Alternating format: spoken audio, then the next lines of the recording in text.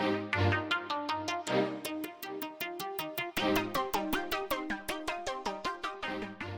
you doing, guys? My name is Mike with the Crypto Playground. Today we have Archie with us, the co-founder of a secure and scalable layer one blockchain solution called Adamnite that allows developers to build a secure and scalable solution and take out all of the obscurities that currently exist inside the space of getting into the blockchain arena. So, Archie, I appreciate you being here with us today, and I'm excited to have a conversation about all things security in the crypto space with you. So I'll let you introduce yourself to the audience. Thanks, Mike. So I'm the founder of Adamnite. So Adamnite is a new layer one blockchain solution. We're looking to increase the adoption of blockchain technology across a wide scale by making it easier for developers to build decentralized applications. We're trying to provide a intuitive programming environment that essentially allows developers to declare assertions that they want about their blockchain, about their smart contract code beforehand, and then use property-based testing to check them.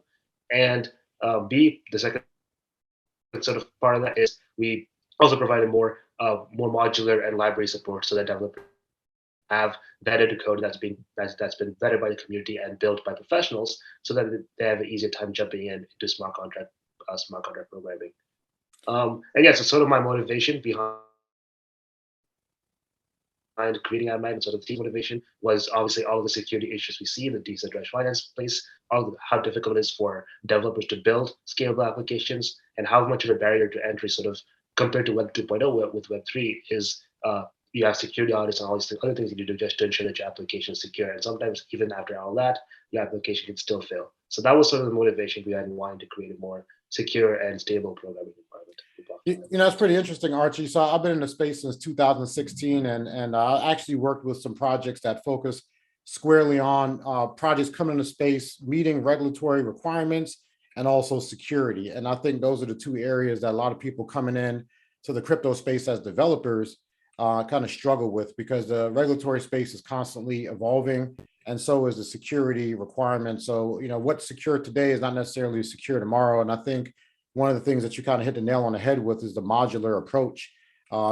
Just being able to focus on those key components of the blockchain solution and securing each aspect of that. So I know a lot of people that's kind of listening to the video right now may not fully understand the complexity of what blockchain is, because they're really kind of sitting at the level of, I'm buying the product or the service on the blockchain, but really don't understand the underlying technology. So I think we'll back the conversation to, like, what are the security concerns right now inside the crypto space that people are dealing with and concerned with?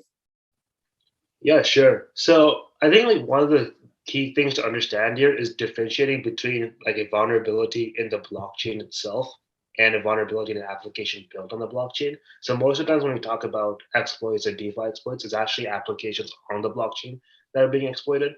So for example, like an example of a blockchain being exploited, I don't think it's ever expressly happened to the point where it's caused a lot of financial loss. For example, we often see DDoS downtimes on other blockchains such as Solana, or recently I think we saw some slowing down congestion on the Avalanche network.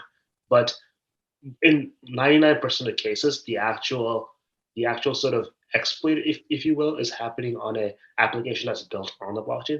I like to think of blockchains as operating systems or programming languages. They themselves can be broken or exploited, but most of the time, but the applications that are built on them can definitely be hacked or interacted with in a way that's not the best. So, for example, one of the biggest exploits recently was Wormhole, which was a bridge between Solana and Ethereum, which got exploited for over $400 million. And a bridge is essentially where you can convert assets on one blockchain to assets on another blockchain. And someone managed to, interact with the underlying smart contract in a way that essentially allowed them to drain it out of all of the underlying tokens that were being transmitted. So oftentimes when it comes to security issues, it's often with how malicious players or malicious actors are interacting with decentralized applications or DeFi applications built on top, rather than what's underlying with it. And this has happened on numerous blockchains with applications such as decentralized exchanges, yield farms, all these different applications, in the crypto space we tend to use regularly, have been exploited before. So that's sort of sort of like, I guess, the main focus.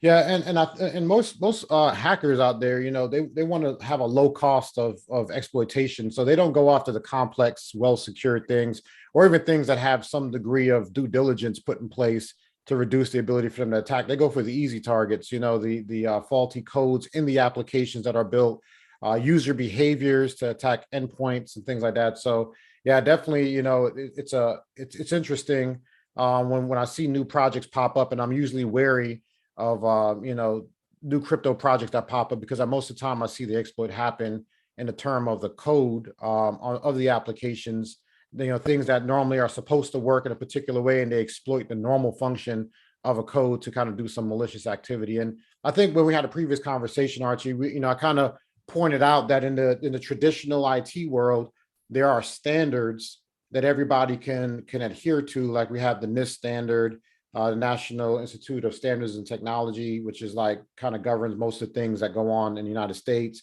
We have the ISO standards, that create international standards again. And that kind of lays a framework for everybody to follow and say, well, what does secure look like? When I build an application, when I build a blockchain, what does secure look like? And how do I measure that against something?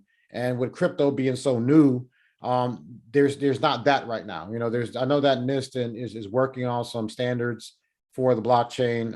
I know that Ripple, they had, is compliant with, I can't remember the new standard that just came out, that Ripple meets the compliance checks for that. But that's kind of an emerging thing, which I think as the crypto space matures and the standards get established, then we'll start to see a little bit better coding and practices and, controls to mitigate risks put in place for projects. Yeah, no, definitely. I think the interesting thing here is like actually some of those standards you mentioned, like as I did like done more research, especially when we were developing our sort of cryptographic primitives for how Adamnite's blockchain will work, and how messages will be hashed, and how account private signatures are going to be generated. The development of the actual blockchain actually follows a lot of those sort of cryptographic primitives, like based on these national security standards. Mm. So, for example, and this is maybe a little bit on the lower level of the technical side, but like most blockchains, like smart contract platforms, and Bitcoin, and including Bitcoin, use something called elliptic curve cryptography to generate signatures, and they use a specific curve. So, for example, Adamnite and Ethereum uses a curve called SECP256K1, and that's actually something that has been reviewed by NIST to be proven that, hey, this is the signature being generated by this algorithm is truly random. It's verifiable, and this is something that's it's going to be secure against someone can't sign a message on your behalf within the blockchain itself. So that's sort of where like the traditional security standards can come in. I think the reason why sort of DeFi, those security and DeFi has sort of like gone in separate directions is because the smart languages being used to build these DeFi applications or decentralized applications are so new. The structure of like a smart contract where essentially it's on the blockchain and any party is free to interact with it. There's not one sort of centralized overhead that can push new changes immediately. I think that's contributed to some of the security issues we see often where, as you said, like someone who's just sitting on his computer at home and looks at this open source code on GitHub and realizes, hey, there's an exploit here. I can take advantage of it. And I actually wrote an article about how the Solana wormhole exploit occurred, and it was actually they had made their code open source, and someone who was probably looking at the GitHub code was like, okay, there's this one exploit, there's this one line of code where the engine for the underlying for Solana wasn't updated properly. So if I manage to do this, then I can, even though the underlying cryptographic primitives are safe, the way it was implemented was insecure to where it did allow them to generate signatures for other parties.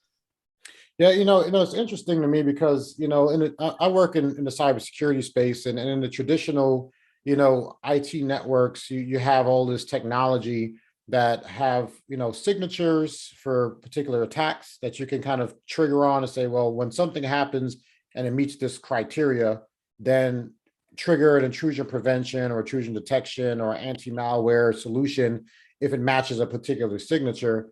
And in the blockchain space, obviously we have 0-day exploits, in applications all the time in traditional networks.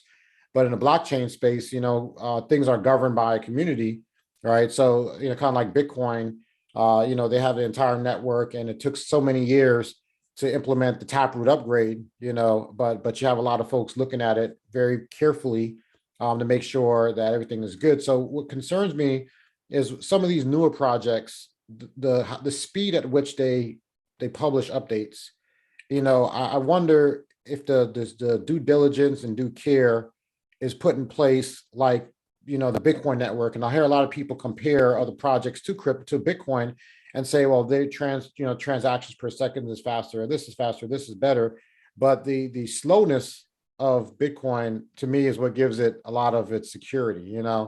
It's a time it takes to update it, the scrutiny that goes into it, the focus on validation over speed.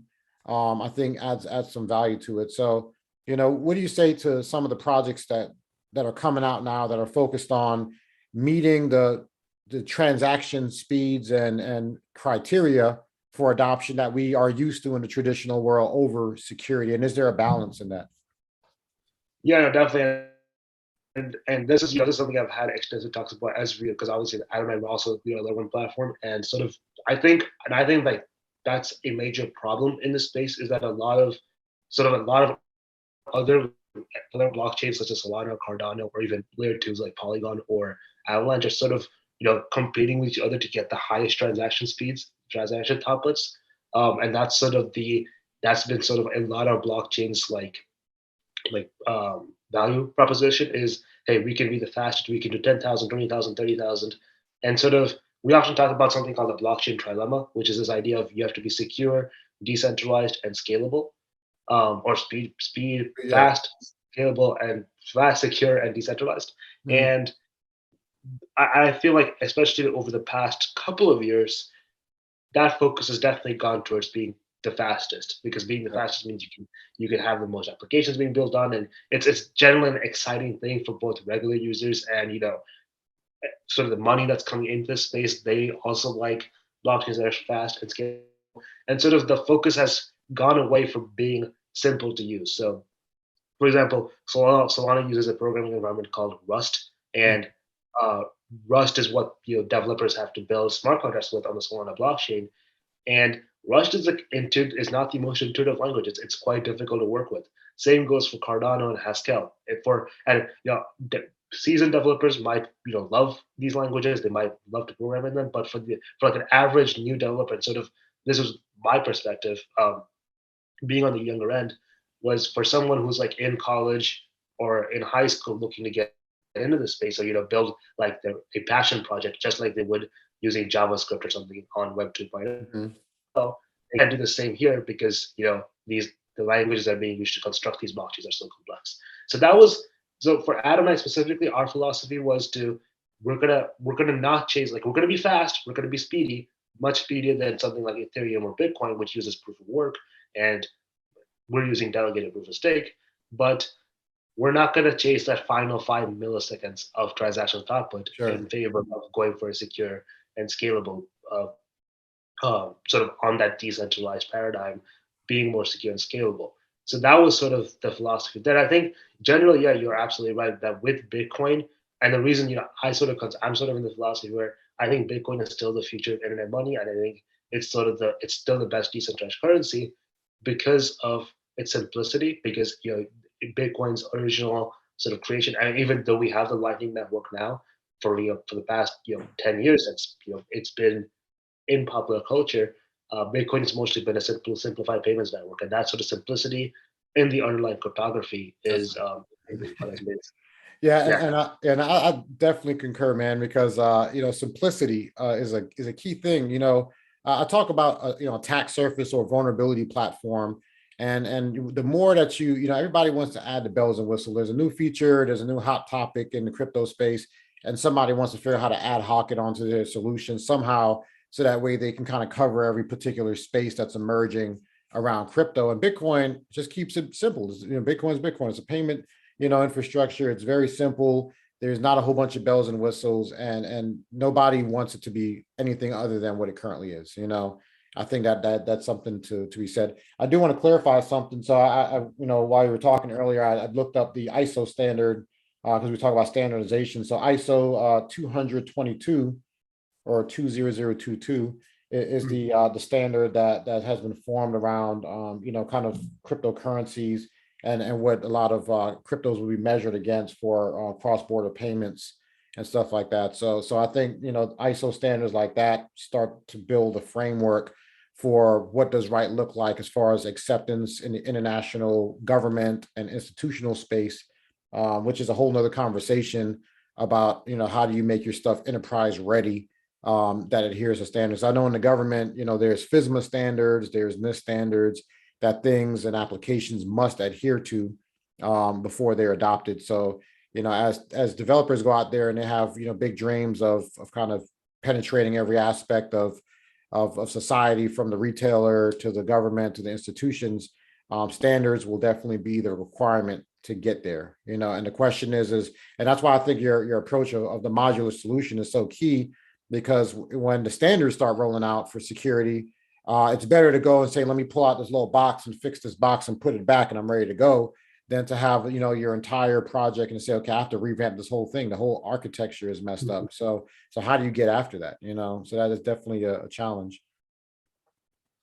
So I'm gonna throw something at you that's pretty big. And are you still with me, Archie? Because I think your video might have froze up.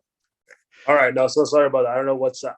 We had a major in Georgia, so I don't know what's going on. We had a major rainstorm and like a major storms.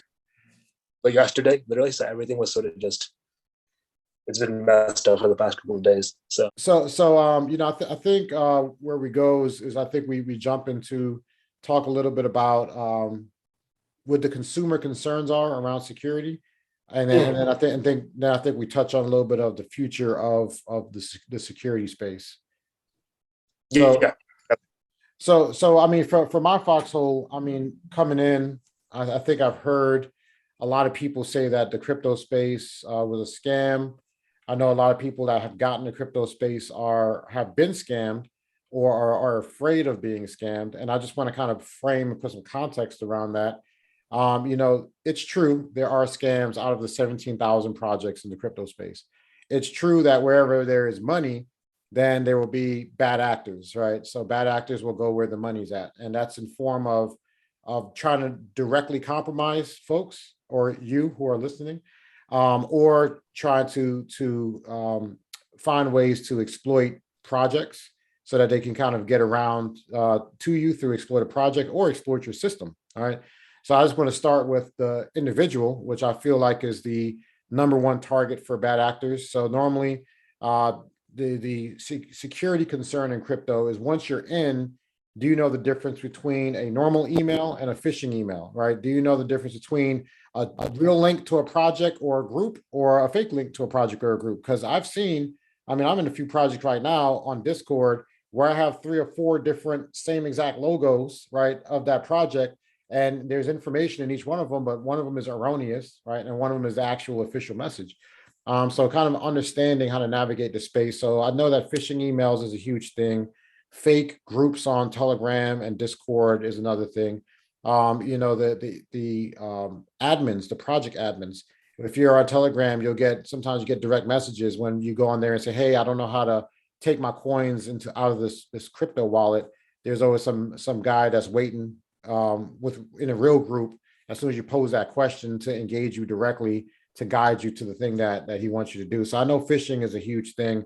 The attacks to the computers, like through phishing emails, I know that people will click on links, and that would usually lead to the system getting compromised, so they can turn computers into mining operations to kind of steal computing power. That's a huge thing in the space. So, just to kind of outline that, a lot of the issue is not necessarily with the projects, but with the people that try to exploit the folks in the projects. And that's why I always emphasize that education is the first thing that people should invest in the crypto space, so they kind of know what to look for inside the crypto space. So, I mean, with that, have you seen like major issues around crypto projects that kind of lend to the end user becoming the target or being compromised, like something that people should be concerned about, or things that people have been concerned about around that?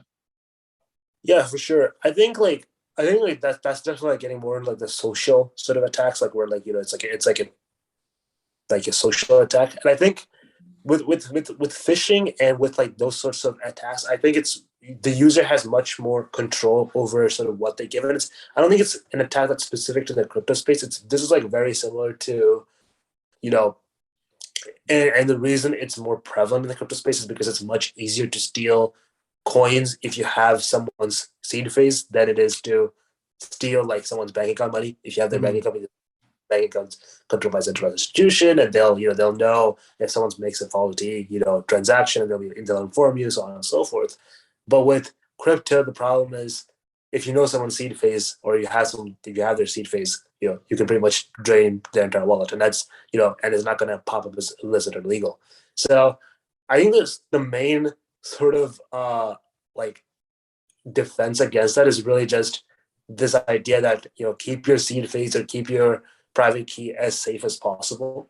Don't ever give it out to anyone on the internet, regardless of what they ask. Treat it like you treat your banking information, because essentially it's what it is it is your money. So treat it like how you would treat your banking information. Never give it out on the internet. I think a lot of people, especially those who are a bit newer to the space, sort of forget about that. They think, okay, they almost get sucked into the sort of the game DeFi aspect of it, and they forget that, hey, this is actual money that I'm transacting with. And if I give up my private account information to anyone, that could lead to some problems. I think the sort of scams are getting more and more complicated, especially in crypto. Like I've seen entire fake websites being designed and being built with links that look very, very similar to the original projects, and I've seen very very convincing chatbots coming in saying, "Hey, is your wallet broken?" And recently one of the projects that I was monitoring was a part of got exploited for, I think that they're under there was a yield farming pool, and it got exploited. And there were literally people on the Telegram group chat who made the exact app, like the front end for the application, on a different website, and said, "Oh, we'll give you back your coins. Just give us your seed phase, and we'll transfer the coins to you." Oh, wow. Yeah. Oh, Yeah. that's and people got hell for that. So I think with the phishing attacks and also social engineering attacks, it's a lot more on the end user, just as it was with Web 2.0 and with traditional banking and finance infrastructure, for people to be more wary of who they essentially don't give your seed phrase out to anyone on the internet. Yeah. And I think the other piece of that, Archie, is how it's stored. I mean, most people are not, in my job, cyber awareness is kind of like one of those key areas that we touch on all the time with employees. And everybody's always like, why do I have to do this? And why do I have to do that? Because most people don't understand what the threat landscape looks like. They don't understand the vulnerabilities of their cell phone, right? The biggest walking vulnerability you have is your phone, because you go and you download a million apps, and each app has its own unique vulnerabilities. You connect to a million hotspots so you can access the internet. And every time that you connect to a hotspot, you don't know who else is connected to that hotspot, who's hosting that hotspot, who's watching your transactions. I mean, essentially, you connect your phone to an internet connection, and that's like making a tunnel, to your device that a bad guy could potentially go through. So if I establish a connection and I just wiggle it out there and say, whoever connects to this will allow me a pathway directly to your device, so I can, inject some code, as people go around and they don't think about it, they connect to hotels, airports, Starbucks, wherever they go, they want free Wi-Fi. It's just like, the number one consumer item is internet. So that kind of leaves your phone vulnerable. So they store those seed phrases on their phone, and their phone is highly vulnerable. And then now when your phone gets compromised, boom, seed phrase gone, wallet compromised. So I think, the number one thing is just knowing how to secure your asset is like super important, for the user PCs. I think for the on the blockchain side, it's more about a liability. If I build a blockchain and it gets compromised, you see a lot of projects, they're ready to open up their wallet and then reimburse users while they figure out how to fix the problem in the background. I know that if I was a day one project, I wouldn't want that stress of having a project get compromised because of something I built that was faulty, and then having to figure out how to reimburse people because of liability. And I think one of the good things that we've seen in this space more recently is this idea of technology insurance. So like recently, when I think with the wormhole, again, like what we were talking about earlier, but that was more the capital firm that was funding it. But I've seen in other exploits where actually it was insurance that sort of funded the reimbursements to the users, which is really interesting. And I think, and I'll honestly say that sort of the dichotomy between like the social engineering attacks we just discussed and the traditional DeFi exploits we were discussing earlier, it's almost interesting because with I feel like with the social engineering attacks, there's like a clear defense, like a line of defense, which is the solutions also more so make your seed phases as secure as possible, make your private keys as secure as possible. And that's really on the end user. I'm interested to see and then we sort of figure out, okay, with traditional blockchain development, if I'm building a layer one blockchain that can have applications built on it, we want to make sure that we're following these national security standards and ISO standards. I'm interested to see as to what you think about, like, how do we make decentralized finance? Because I have my own thoughts on it because that's what I'm sort of focusing on. But how do we make decentralized applications more secure? Like, is the solution standards? Because ideally, even with traditional applications, even though the government sort of has standards, the next year, like when Facebook was developed and put on the internet, or when et cetera, whatever application game you can think of, they don't necessarily have to follow these security standards. So what do you think is the solution there? Yeah, so I think that you give projects ratings. I mean, on the traditional IT space, there's these things called ELA levels, which is like pretty much assurance levels, and they rate them 1 through 5, right? So if you have a particular function of a project, you can say this application does this, this, and this. Then it gets rated based off of an assurance level to say, okay, how secure is this project? And the higher that you go in the assurance levels, the more costly it is to have it audited to make sure that it meets a standard. So I think for decentralized applications, the first step is to create a framework. The second step is to vet projects based on that framework and then give projects a stamp from a body like ISO or whoever and say, do they meet this level? Because now me as a consumer, and I can decide whether or not I want to use this product or service, whether or not it meets that standard. If it doesn't meet the standard, then they may not get the business of institutions, and nobody builds a project, strictly for retail investors or retail users. Everybody wants their things to have some type of enterprise adoption. So I think when you create a framework and people have to follow it, because I know a lot of programmers that just want to program something and get it out there because they want to make money. They don't really think about, am I making something secure? They're thinking like, how quickly can I get it out there? And, there's software development lifecycle processes that's following in traditional IT. And if somebody's sitting in their basement and they're making a program and issuing out on the decentralized world that doesn't meet a standard, then they can try to skirt liability because not everybody is doxxed, meaning that not everybody is identified as owners behind their project. So they can release some sketchy stuff, never really truly release their identity. And the nature of the decentralized world is you can kind of hide behind the anonymity of this, decentralized network. And that's kind of like, I feel there needs to be a standard that people need to meet in order for decentralized to become more secure, in my opinion. Definitely. And I think like we've already seen that with some other projects. Like I know, for example, like on the there's some projects that have like something called verified stamps, or sort of including your project in the ecosystem that sort of adds some sort of vetting. But I do think like specifically for security purposes, there needs to be like some sort of, is it meeting the standard?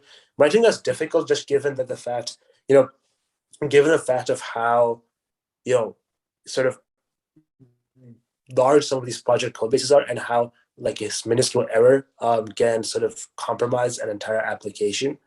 And I think those standard meeting could probably help against some of the scams we see in the space, because like beyond exploits, the other sort of massive way that DeFi platforms are sort of people lose money on DeFi is something called rug pulls, or where essentially projects like hiding behind anonymous faces essentially pull the liquidity for the entire project and drain and essentially steal investor funds by draining a liquidity pool on a decentralized exchange.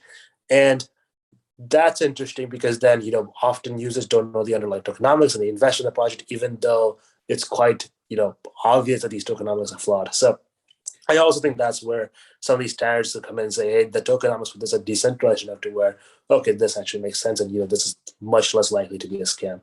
But I think for like traditional exploits as we see on something like, where there's like a code issue, or in the way, as we discussed earlier, where a malicious attacker is interacting with a system. At least in my head, the solution I had was implementing property-based testing, to where there's a more rigorous vetting of the project, technicality-wise and testing-wise, and beyond just like a security audit. Because often what I've seen with security audits is it's a very good overview of the project. Are there any common errors? But often the application behaves in a way that the security auditors who are reviewing the code can't predict. So Yeah. I wanted to hear your thoughts about that as well. You see, yeah. No, you're absolutely right. I mean, how could you audit something you don't understand? I mean, when I watch the space mature, there's all these new consensus mechanisms that's popping up. There's all these new concepts behind how blockchain is functioning that's unique to a particular blockchain. So if I'm auditing something for compliance and security, but I don't know like how it's supposed to function and where are the vulnerabilities. We know what it looks like in traditional IT, but when you move into the blockchain space and there's all this code, I mean, I think it's very difficult to audit, So I think what needs to happen is that the crypto community needs to take ownership of the problem set and start to develop frameworks from within the community. Because when you have somebody from the outside come in and they try to form a framework and they're not the developers, they don't understand what right looks like. I think we look at the successful projects. I mean, Cardano was a university-driven, blockchain where they're kind of mulling over all of the technicalities of what this thing should look like. Don't know that if they have it right. I'm not saying that they have it 100% right, but I'm saying that's a great start, And I think collectively, if the community comes together around the security apparatus and say, how do we, as the big brothers of the project of the crypto world, come and develop a framework? And I think with your approach of the modular approach, and also enabling people to develop inherently secure code that will have like almost a self-auditing perspective to it, will kind of help the people that are not cybersecurity professionals and experts and secure code writers to not, we're taking away the rope that they can potentially hang themselves with, Yeah. And we're saying stay within these parameters, use this solution to kind of self-check, because if you don't, you're going to deal with the liability or you're going to deal with the failure of your project, And Exactly. some projects are really small to where a failure might mean their demise. Somebody like Solana may be able to absorb, some type of third-party risk, which is a whole nother conversation about third-party risk. When you start to try to get interoperability, you got to think about what type of issues am I onboarding for the sake of interoperability. So that's a whole nother thing. So, Yeah. I mean, the space kind of goes in a lot of different directions concerning security. I think with like the modularity aspect, just like my initial for Adamnite was to design something that's more similar in essence to, with JavaScript or Python, where you can download these modules that have, work, and that enables you to easily build something that's more that easily allows you to build something cool. So for example, like with, if you're designing like a basic website in Python or with JavaScript, you can download, Flask, Django, React for JavaScript, and you can immediately launch your application. And, for something like, if you're programming on Ethereum, you have to go on GitHub and, look up how do I make a token, and then you have to copy paste all this code, and, it's like 400, 500 lines of code that you don't know. You don't even know what it really works like. And all you do is just impute a value to launch it. And I think that's where you see a lot of those values, those exploits come in, is the same code is being reused over and over again. And then this idea of like, there is no specific standards but there are community standards, like their community. You can look on GitHub and see which one has the most outputs, but then there's manipulation behind that. So that's really like, it's like, where's the sort of the thing that's lacking in this space, I think, is this idea of where, we go beyond just community vetted and we have a formal framework of, hey, these are the libraries that work and this is what you use them for. Yep. And that can help new developers on board. And sort of one of the things I was concerned was, you talked about taking away the rope that they hang themselves with. A lot of senior, developers who've been in this space a long time, they want to get low level and want to manipulate all this stuff. They might, say, oh, that's not fair. We want to get in deep. I think for future solutions, the best way is to provide them with the option to sort of turn it off and say, if you want to build it from the ground up, you're more than welcome to do so. But these modular and secure frameworks, libraries, and standards are here for the 99% of people who don't want to do that and want to just build your application.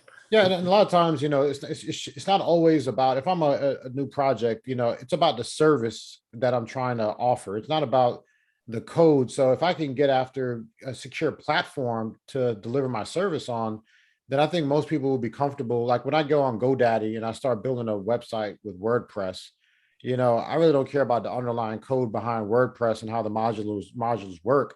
I just care that WordPress has provided all of the best tools and solutions and security behind that, so that way I can make a website to deliver shoes or to sell toothpaste. I care about toothpaste. I'm a toothpaste guy. I don't want to worry about the code.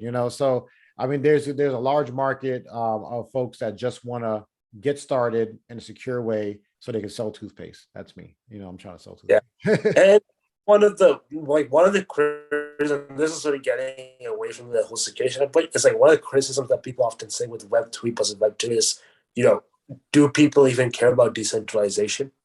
Right. And that's like one of the things that like sort of I've seen at least criticism in the space is, I don't really care about decentralization. I would much rather have a scalable and secure product. And that's where I think, from an end user perspective, I don't think they're necessarily wrong. I do think there's definitely a lot of users. I mean, the reason the space is so popular, sort of from a philosophical standpoint, is because people do care about decentralization. They don't want there to be a centralized party that can, censor them. They don't think all those getting into all those things.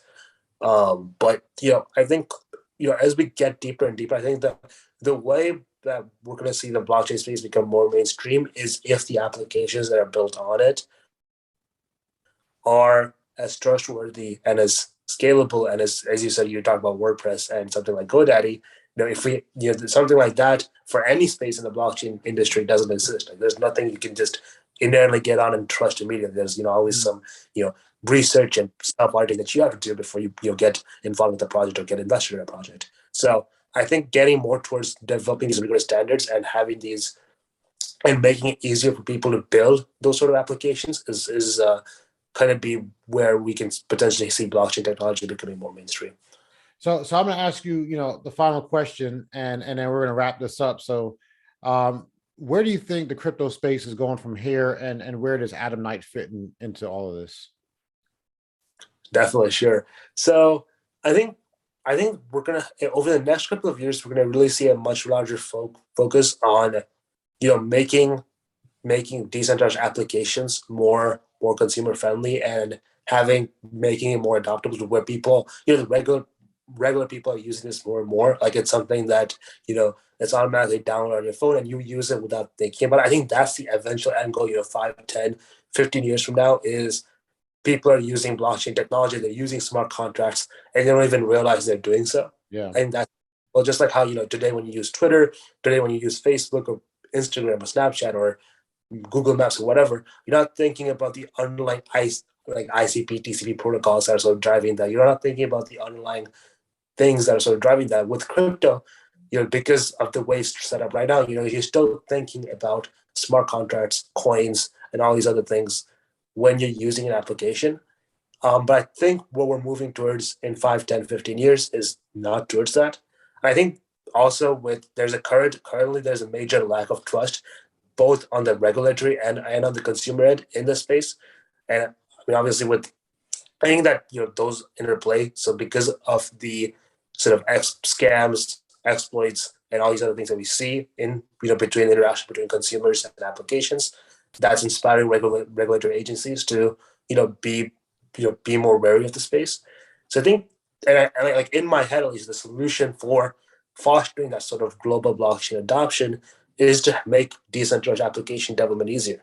And I think that's where Adamnite fits in. And it's going to be this intuitive, easy to build platform where, the underlying smart contract, like the code you're using to build your smart contracts and your decentralized applications is intuitive, easy to learn, and simple. It has, the sort of modularity aspects we discussed.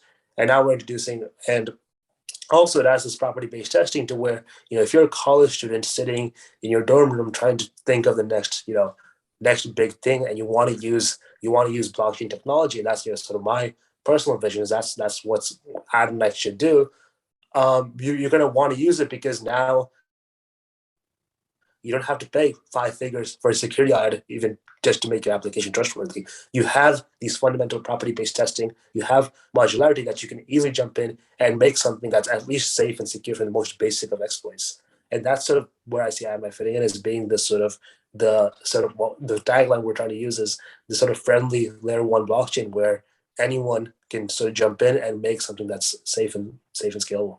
Awesome. So how can people find your website and your solution to kind of learn a little bit more about it? Yes, so if you visit adamnite.org, you'll be able to find our white paper, our sort of a high level vision of what we're doing. And yeah, the white paper describes sort of on a fundamental level the sort of property-based testing and modularity I talked about earlier, and it also provides a pretty good history of like sort of Bitcoin, Ethereum, and where all those sort of fall into our conversation. And the high level vision is just like sort of like the more consumer end write up. And we're currently looking for contributors. So if you're regardless of who you are, if you're a programmer, you want to work on the core blockchain, you want to help us develop our high level programming language, or you're a cybersecurity specialist like you, Mike, and you want to help us design a proper property based testing framework, you're more than welcome to join us. Just join our Discord and reach out. And awesome. Hey, Archie, I appreciate you coming on, man. It was a pleasure talking to you, and I want to do this again. There's always something emerging to have a conversation around security inside the blockchain space, and I'm sure a lot of people can extract some value from the discussion. So I appreciate you getting on, and I'm looking forward to having a conversation with you again. Definitely. Thank you for having me on, Mike. And yeah, no, looking forward to doing this again. All right, Archie. Thanks, man.